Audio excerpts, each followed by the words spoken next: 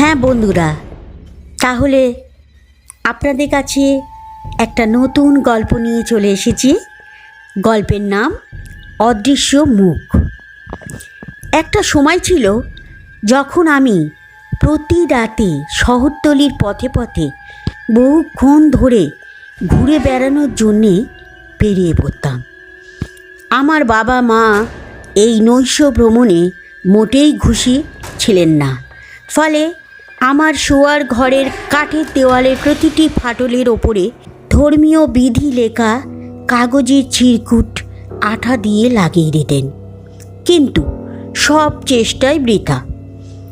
প্রতি সন্ধ্যায় আমি বেরিয়ে পড়তাম আর গভীর রাতে এসে এমন একটা জায়গায় দেয়াল ঘেঁষে শুয়ে পড়তাম যেখানে মা বাবা কাগজ লাগাতে ভুলে যাওয়ায় সামান্য ফাটল দিয়ে বাইরের বাতাস ঘরে এসে ঢুকত। এতে আমি এক অদ্ভুত দুষ্টুমির আনন্দ পেতাম, কারণ সেই ফাটল দিয়ে সমস্ত অশুভ আত্মা ঘরে এসে ঢুকতে পারে। তাছাড়া ওদের কাছ থেকে দূরে সরে থাকতে আমার মোটেই ভালো লাগতো না, কারণ মনের অস্থির ভাবটা আমি কখনো খোয়াতে চাই না। পথে বেড়াতে বেরিয়ে আমি বন্ধুদের সঙ্গে দেখা করতাম। গভীর রাতে অপ্রত্যাশিতভাবে ওদের সামনে গিয়ে হাজির হয়ে পড়ায় ওদের সেই সব মুখ আমি দেখতে পেতাম যেগুলো লুকিয়ে ফেলতে পারলেই ওরা স্বস্তি পেত। আমি লক্ষ্য করতাম এইগুলো। ওদের মুখের ওপর অন্ধকারের আতঙ্কের অসংখ্য রেখা করালো ছায়া।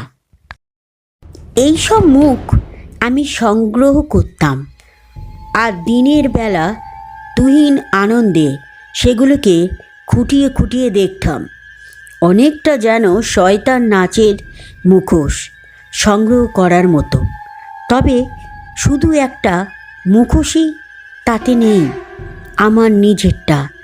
একদিন সন্ধ্যায় কিয়োবাসী জেলায় ঘুরে বেড়াচ্ছি, দেখি আমার বন্ধু কাপড় ব্যবসায়ী মাতসুয়ার দোকান থেকে হালকা আলো বেরিয়ে আসছে।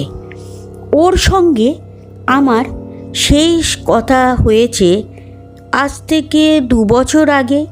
সুতরাং আনমনেই হেসে উঠে ওর দোকানে ঢুকে পড়লাম।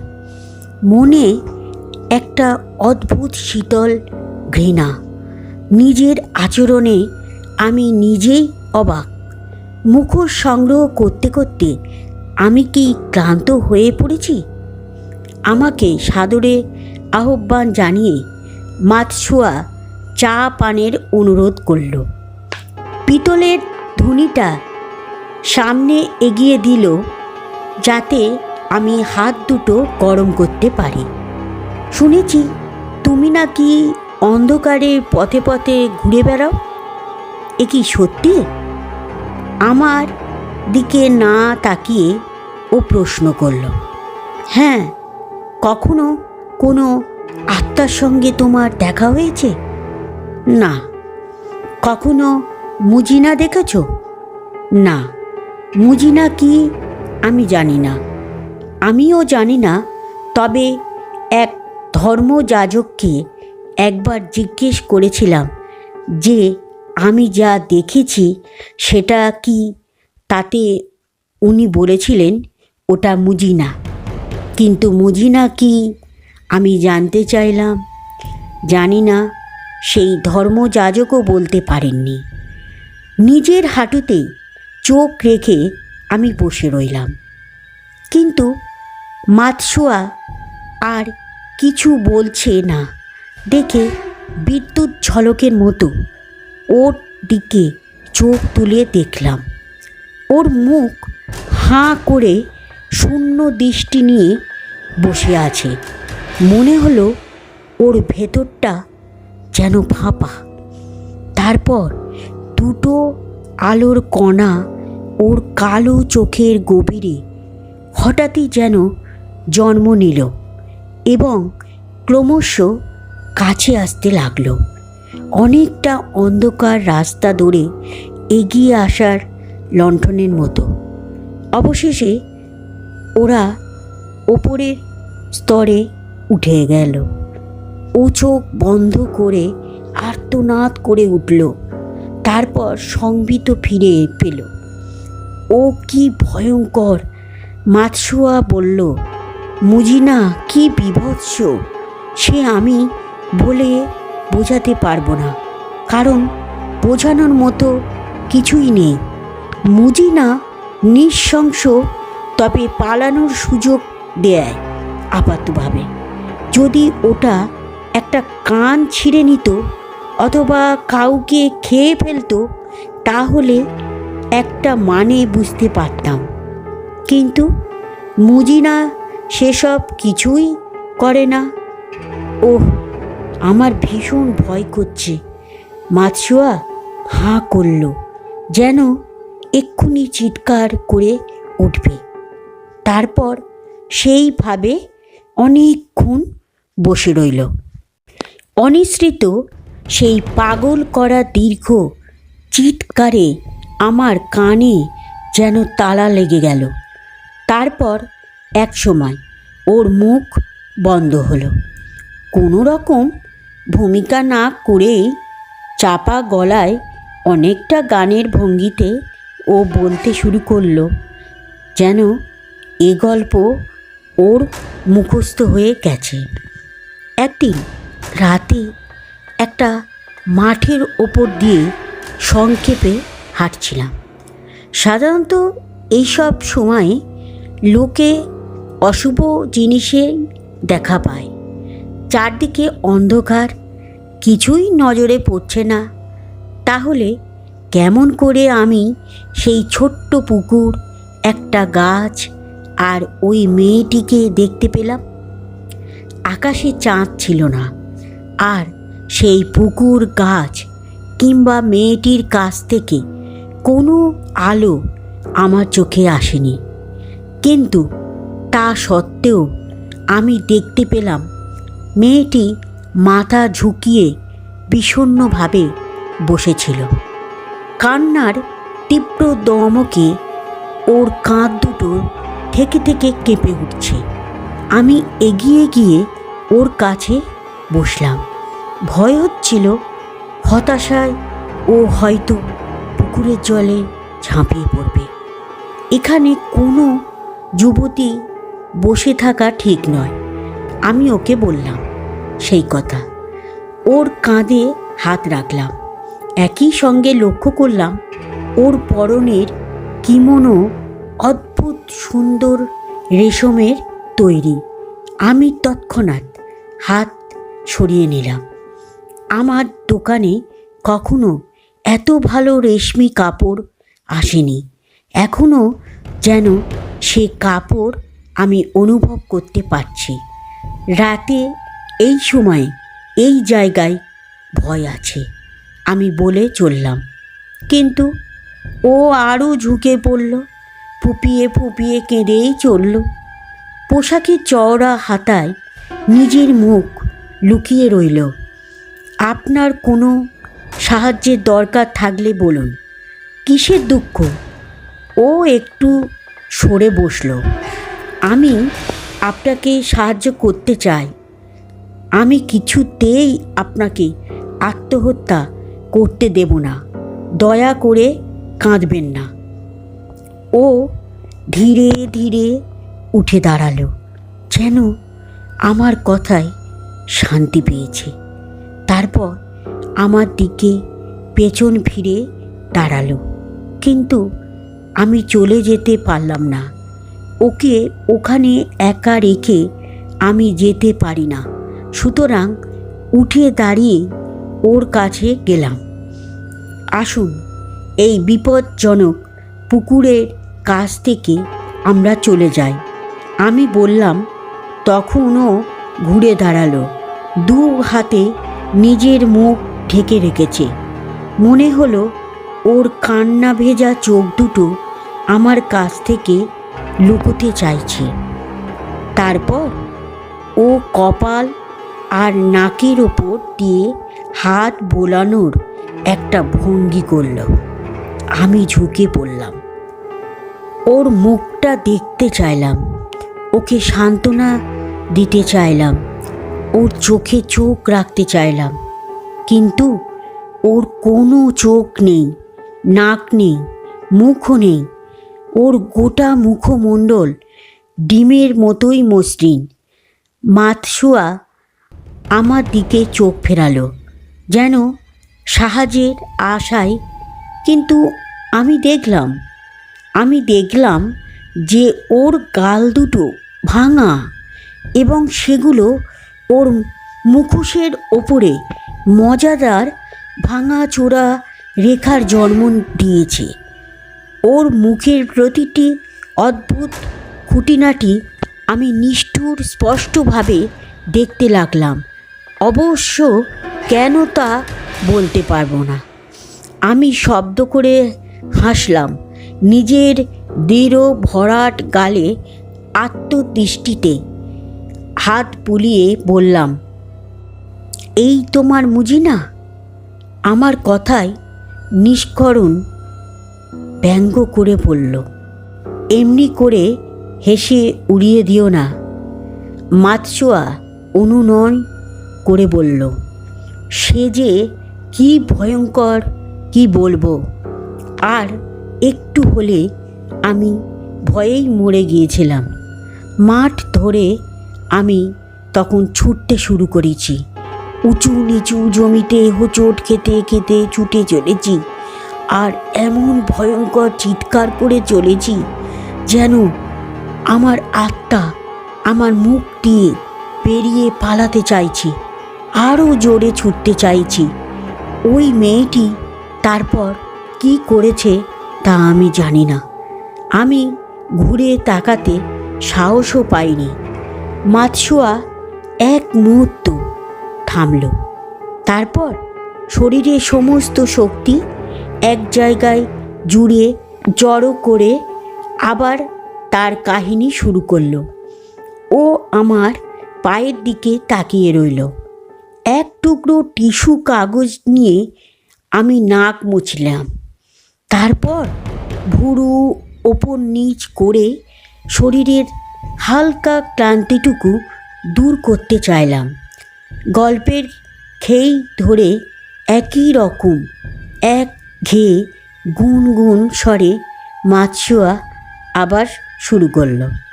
তখন সৌভাগ্যবশে কিছু দূরে একটা ছোট্ট আলো আমার নজরে পড়ল।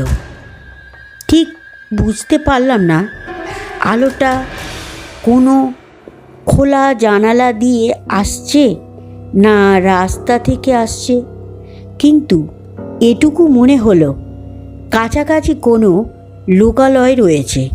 তখন আমি যেন ভীষণ স্বস্তি পেলাম।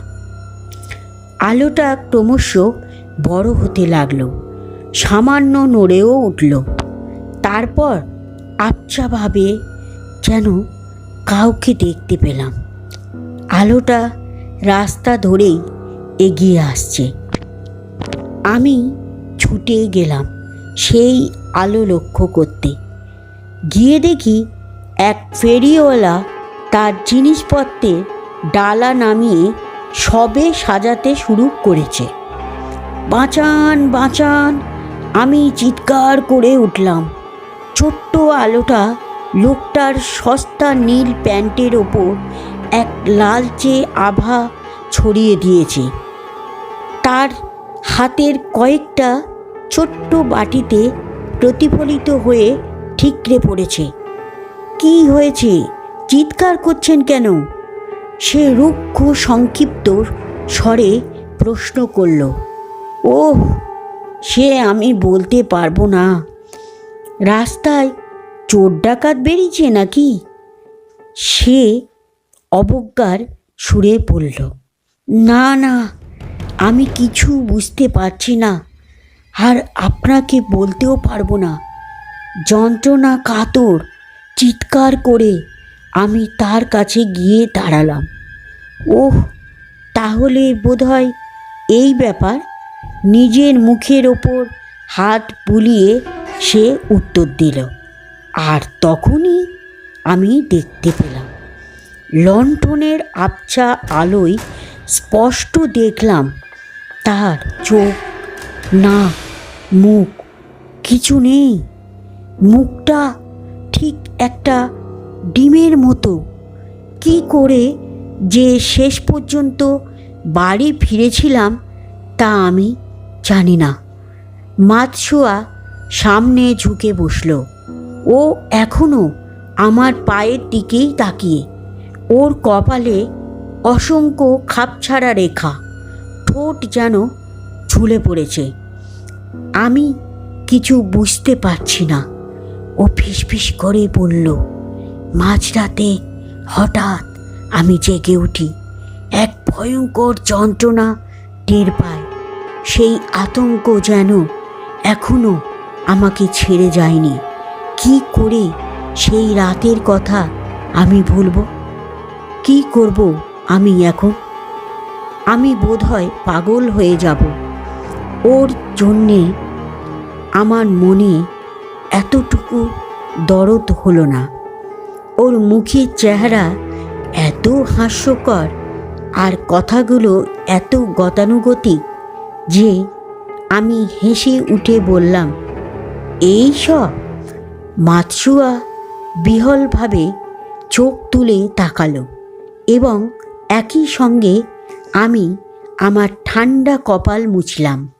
আমার কপালে ওর মতো কোনো ভাঁজ নেই ভেবে এক শয়তানি আনন্দ অনুভব করলাম।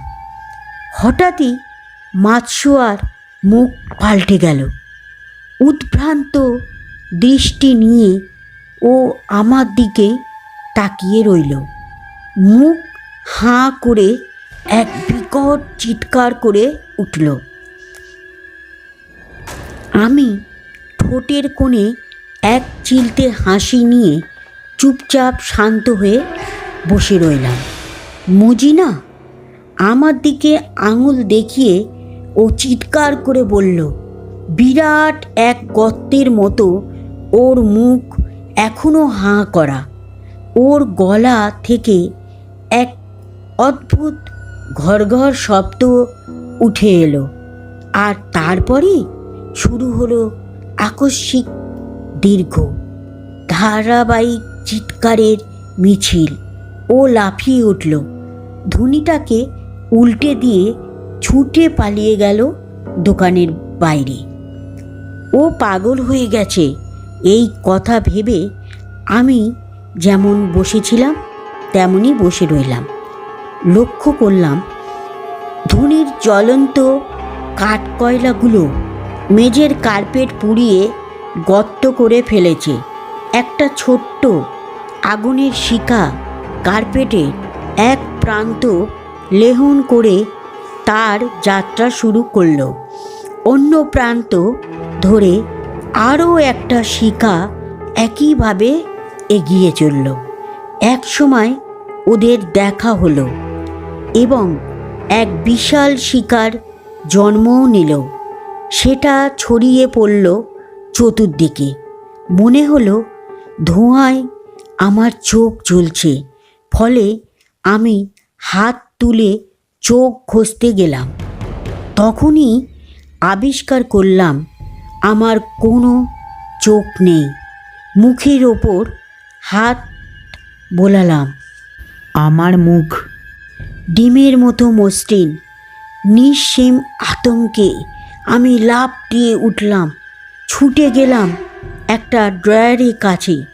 এক হ্যাঁচকায় ড্রয়ার খুলে একটা আয়না বের করে তাতে দেখলাম একটা সাদা ডিম্বাকৃতি খোল। তাতে কোনো আঁচড়টি পর্যন্ত নেই। আমার চুলগুলো অপার্থিব ভঙ্গিতে ডিমের ওপরে গজিয়ে উঠেছে। কিন্তু চোখ যা দিয়ে আমি এসব দেখছি, আমার সেই চোখ কোথায়? ডিমের সাদা খোলা ভেদ করে আমি আয়নায় তাকালাম। দেখলাম ডিমটা আমার মাথায় নড়াচড়া অবিকল নকল করে চলেছে। আমার চুল নিয়ে আমারই ঘাড়ের উপরে বসে আছে। আতঙ্কে সব কিছু ভুলে আমি দিশেহারা হয়ে পড়লাম। ছুটে বেরিয়ে গেলাম রাস্তায়। চারপাশে তাকিয়ে দেখি কয়েকজন লোক চুপচাপ শান্ত হয়ে এগিয়ে আসছে। ওরা এখনো আগুন দেখতে পায়নি। চট করে হাত তুলে মুখ ঢাকা দিয়ে ছুটে চললাম বাড়ির দিকে। বাড়ি ফিরে একটা টুপি দিয়ে মুখ আড়াল করে আয়নাটা হাতে নিয়েই মা বাবার সামনে গিয়ে দাঁড়ালাম। তোমাদের কাছে ধর্মীয় বিধি লেখা আর কোনো কাগজ আছে? আমার ঘরে এখনও একটা ফাটল রয়েছে, সেটা দিয়ে মুজিনা ঢুকে পড়তে পারে। কয়েক চিলতে কাগজ এনে ওরা তৎক্ষণাৎ সেই ফাটলের ওপর আঠা দিয়ে লাগিয়ে দিলেন। তারপর আমি মাতসুয়ার আয়নাটা তুলে ধরলাম। গিল্টি করা ফ্রেমে বাঁধানো পুরনো দামি হাত আয়নাটা পেছনে কতগুলো সারসের ছবি খোদাই করা। আয়নায় তাকিয়ে আমি আবার নিজের পুরনো মুখটা ফিরে পেলাম। পরদিন শুনলাম কিয়োবাসির একটা বিরাট এলাকা সম্পূর্ণ পুড়ে ছাই হয়ে গেছে এবং এক মাঠের ওপরে এক ছোট্ট পুকুরে মাতসুয়ার মৃতদেহটা খুঁজে পাওয়া গেছে। তারপর থেকে অন্ধকার হয়ে এলে আমি বাইরে বেরোতে সাহস পাই না। আমার মা বাবা ভাবেন আমি পড়াশোনা করি, প্রার্থনা করি, কিন্তু আমি বসে থাকি মাতসুয়ার আয়নাটা হাতে নিয়ে। পরীক্ষা করি নিজের মুখটা কোথাও কি শক্ত হয়ে উঠেছে? ওটা কি পাল্টে যাচ্ছে একটা মসৃণ ডিমে? এখন আমি শুধু একটা মুখোশই খুঁটিয়ে বিশ্লেষণ করি, সেটা আমার নিজের মুখ দিয়ে। নিজের মুখটাকে আমি ভীষণ ভয় পাই। তাহলে এখানেই আমার গল্পটি শেষ করলাম। আশা করি আপনাদের ভালো লাগবে।